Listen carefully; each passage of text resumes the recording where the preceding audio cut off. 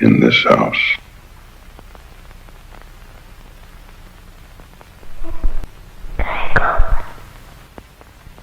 In this house.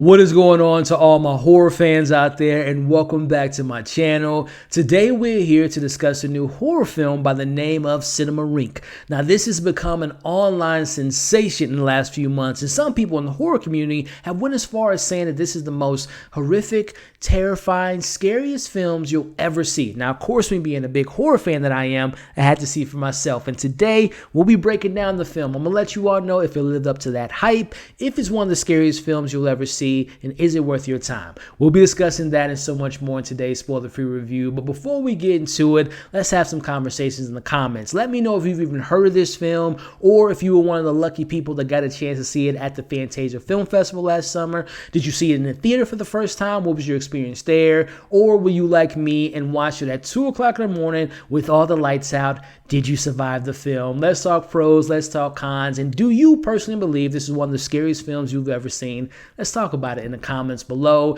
And of course, if you are a fan of horror films like myself, and if you enjoyed today's review, hit the thumbs up, share the review, it means a lot to me. With all that being said, let's talk about it. So we have first-time director Kyle Ball Edward, and a little bit of backstory of this film. Now, this movie, like I said, premiered at the Fantasia Film Festival last summer, and there was a lot of great things being said about it, but unfortunately, it got leaked online, it got pirated, but in that negative came a positive, and the online community made this like an online cult following, and that's how I came about the film. I did some research and found out that the film was picked up by AMC. It's going to be distributing the film in theaters through its IFC Midnight label, and it will be streaming on Shudder on February 2nd. Reached out to the publicist.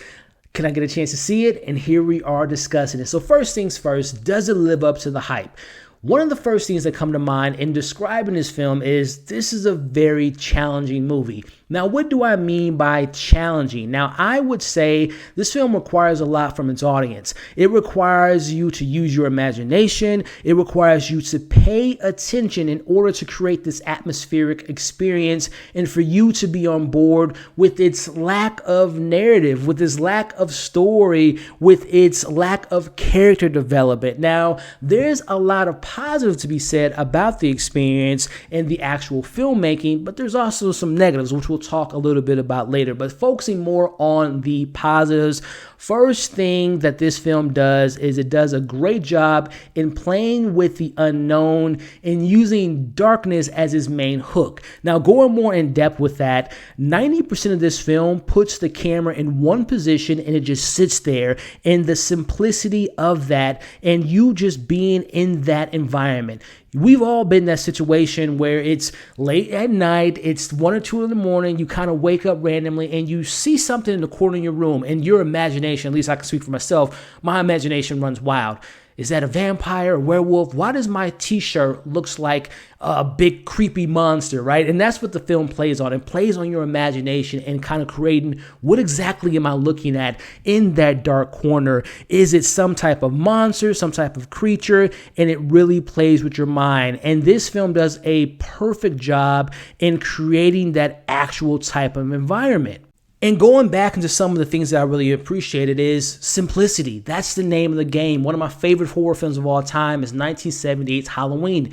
It's a simple premise. And speaking of the simplicity with this film, the story is not complicated, ladies and gentlemen. There's 2 children, Kevin and Kylie. They wake up in the middle of the night to find that their father has disappeared, along with the windows and the doors in the house. But it's in the level of fear and putting yourself in that position, as we were all once children. And honestly, as an adult, that sounds scary as hell. But more importantly, it's what the director does with that simple premise, and he creates this sense of dread and this tension and this extreme creepiness is all the way through this film. Now, as a horror fan, I appreciate all the different subgenres, with slashers being my favorite, but in particularly with this film, what it focuses on in this subgenre is the analog horror, or what a lot of us know to be found footage, and I really appreciated that approach when it was used effectively. The film's use of low-frequency graphics, cryptic messages, and the visual style is very effective, which brings me back to the idea of requiring you to leaving things to your imagination.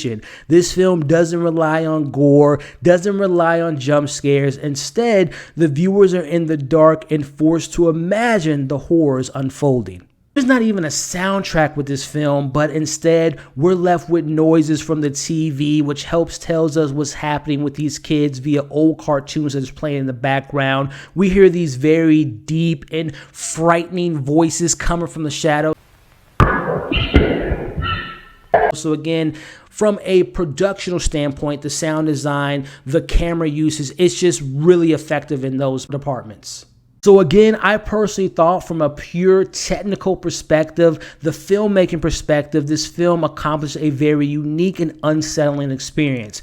And lastly, this is the big thing as far as the quoted being the scariest film you'll ever see. Personally, for me, it wasn't the scariest thing I ever saw, but I will say this. It does have some effective scenes. A couple scenes come to mind without any spoilers, but one of our characters, the 6-year-old young girl by the name of Kylie, and she has her brother Kevin. Kylie's told to go upstairs. Kylie is then told by her father, who, again, as I read in the premise, he's missing. So is that really her father? He tells her to look under the bed twice, and she does that. And in that scene, the sense of the creepiness, the darkness, and some things that take place are very unsettling. And there are various different moments throughout the movie where, again, you're looking at dark corners and you're seeing this one scene towards the end of the film.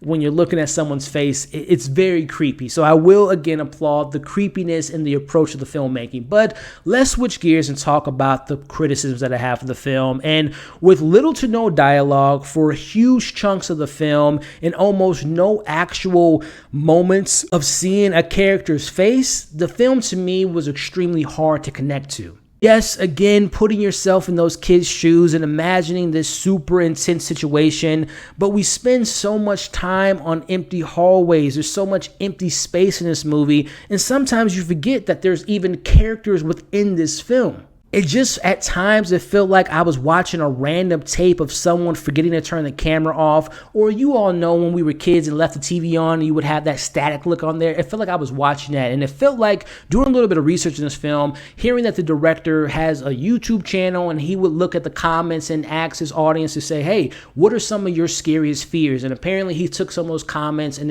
inspired him to make this film.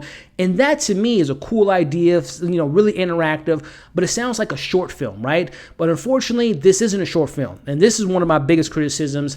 This is an hour and 40 minutes long. I felt as though there was no reason for this film to be that long. It easily could have been an hour or even an hour 15 minutes at max, because again, there's no plot. There's no character arcs. There's nothing really to gravitate towards other than the feeling of being afraid, which again is effective for a short film or an hour film, but not an hour and 40 minutes long. I'm aware that I might be in the minority in those criticisms, but I'm just being honest with you all as far as my negatives with the film. But before we get into my overall thoughts and my score, and is this worth checking out, I want to thank you all for sticking around to this point of the video. Just a friendly reminder to like, share, comment, and subscribe. Overall, I can definitely applaud the effectiveness of the use of the lighting and the camera placement in using darkness as a tool for capturing fear and anxiety and using your imagination, but it's way too long and really doesn't need to be. And personally, I would have preferred more character exploration. Overall, I'm going to give this film a 3.5 out of 5. Now, I'm going to just flat out say it. This film is not for everyone. This isn't a casual watching film, so I can't universally recommend you all to give this a watch, but I personally am a huge advocate of supporting independent films, especially within any genre, but I'm a big fan of horror. So with that being said, and looking up some of the stuff behind the scenes, I appreciate that stuff. So take it as you will. 3.5 out of 5. Again, this film will be available nationwide in theaters come January 13th. It will be streaming on Shudder on February 2nd. Let's talk about this film in the comments. I don't think it's that scary, but again, I can appreciate the filmmaking. But again, once you all see it, let's talk pros, let's talk cons, and was it the scariest film you've ever seen? Thank you all for watching this review. Just a friendly reminder before you all leave to like, share, comment, subscribe to the channel, hit that bell, that way you don't miss out on any of my content. It's 2023, and 2022 was a great year for horror, and this year is looking fantastic. So keep an eye out for all that content coming to you all. You all have been awesome. Hope you're being safe. As you can see on the screen now, come and join the community. Check out my other reviews so far for this year. Check out my most recent breakdown, and we'll catch you all on the next video.